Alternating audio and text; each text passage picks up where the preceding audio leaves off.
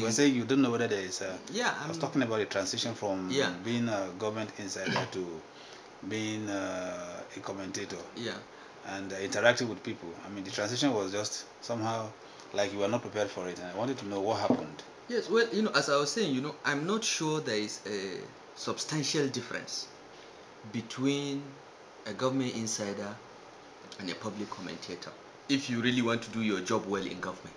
Okay, because for one to do one's job well in government, you need to be grounded, you need to be close to the people, you need to know what people are thinking, and you also need to be able to consider public policies and get them debated. Okay, so it's not, it is not substantially different. It is just that some people think that when they're in government, they should just take what is there and move on with it. Throughout my 9 years in government, I've always tried to challenge the status quo. Many people would not know this because internally within the government we have our tendencies and factions. But I've always tried to do things the way I think or I thought ought to be done, rather than the way the system prescribes. So even within the government, I was always writing policy papers, always arguing contrarian positions. So it is not, for me, it is not so different. And I also believe strongly when your government assignment has to do with delivering services to ordinary people, you must find a way to connect with ordinary people. But, when I was Minister of FCT, I had quarterly town hall meetings. And everyone in Abuja was invited because I wanted to know what people felt about our policies. And we had extensive debates about policy directions. We didn't always agree, but we tried to explain what we were doing. So I'm not sure I'm not so sure it is there is a huge gulf between the two. This is my point. Am I prepared for it? I don't know. But in this life, you just do your best and circumstances define what you have to do. I mean, the farthest thing from my mind when I left government in 2007 was that I will end up, having to, confront the Yar'Adua administration, because Umar Yar'Adua was like an elder brother to me. And I had great affection for him, and I thought he had a lot for me as well. And I contributed what I could, both as a brother and a friend, an elderly kind of friend, as well as a loyal member of the Obasanjo administration to his election and his success. And indeed, even up to the night of the handover, we were in Yar'Adua's guest house up to 2 a.m. writing his inaugural speech. So we were that close. So the last thing in my mind was that I will end up in 2 years from that date in exile and in a vehement quarrel with Umar Yar'Adua. But when things are thrown at you, you just have to adjust to the realities and respond to them. Yes, you have just delved into what I was going to ask you for that. I was going to say, from what we know, you didn't seem prepared for this kind of position you take now. I mean, because you were expected to continue with Yar'Adua regime. So I was going to ask you, why did you fall out with RIM really? Okay, well, first of all, let me correct an impression. I was not expected to continue the Yar'Adua regime. I did not expect it because I had told Yar'Adua the moment his election was settled, the moment he was declared the president-elect, I went to him and said to him, Mallam, I called him Mallam, these are my plans for the next 2 years.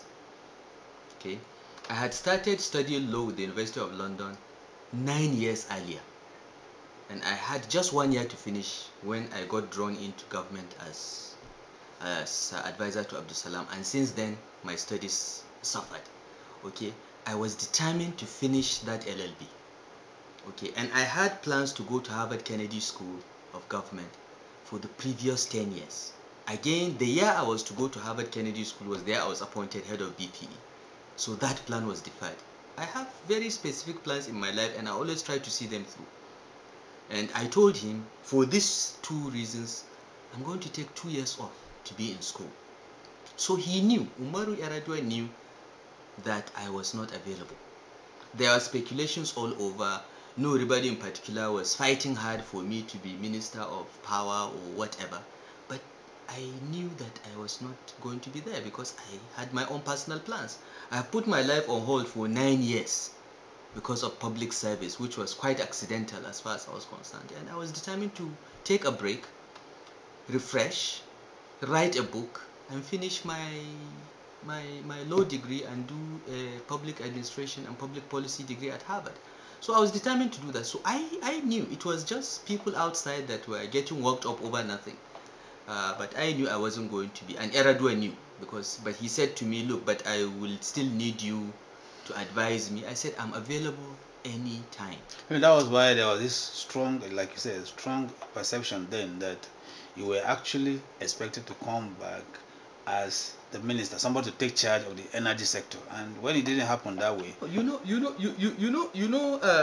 reason behind that was a combination of two accidents.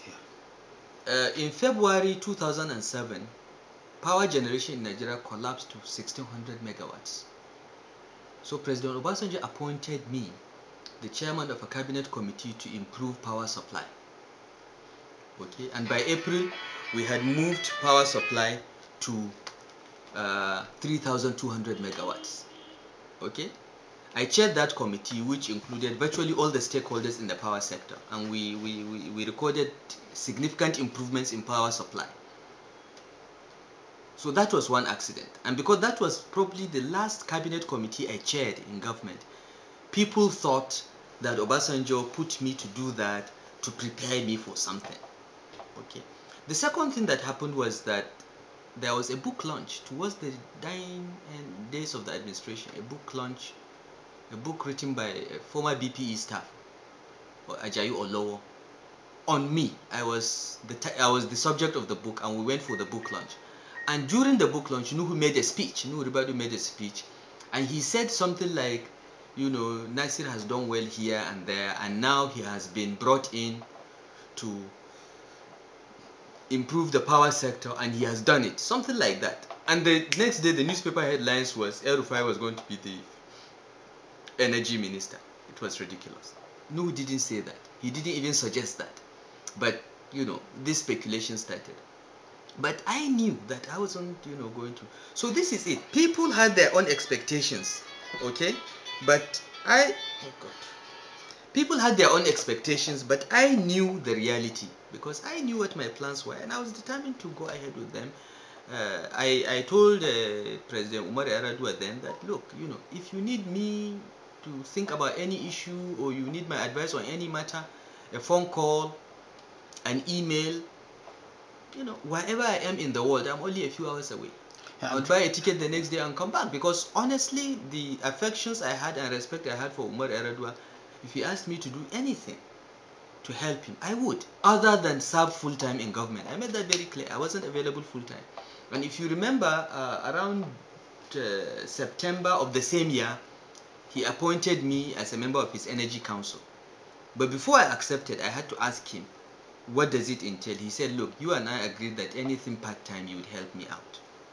And that's why I accepted, but I wasn't, I had my very clear plans. I wasn't prepared to do anything full-time in government until I took care of my personal matters. Your assertions now will appear strange to some of us who follow the stories there, because the impression we were actually giving was that you used, yourself and Roberto actually, I wouldn't say you worked thoroughly to ensure that he had a foothold on the stakeholders prior to his election and even his emergence and doing all the exploratory maneuvers across the north and several parts of the country. So with a view to probably even helping him stabilize after installation. So, but this notion that no, you just wanted to do it and end at some point, was not in the public domain exactly. Well, you see, because people expect in this country, people expect that when you do things in politics, it is in expectation of something. I'm not a politician. I didn't come out of that school. You see, I have had the privilege of having been a presidential advisor under Abdul Salam, Director General under Obasanjo, and Cabinet Minister. None of these appointments I got by lobbying or by doing anything as a political favor. I got these appointments because somebody identified me as capable of doing something and invited me. Okay, so everything I did in my public service, I did because I believed it was in the best interest of Nigeria, not in expectation of anything. Okay,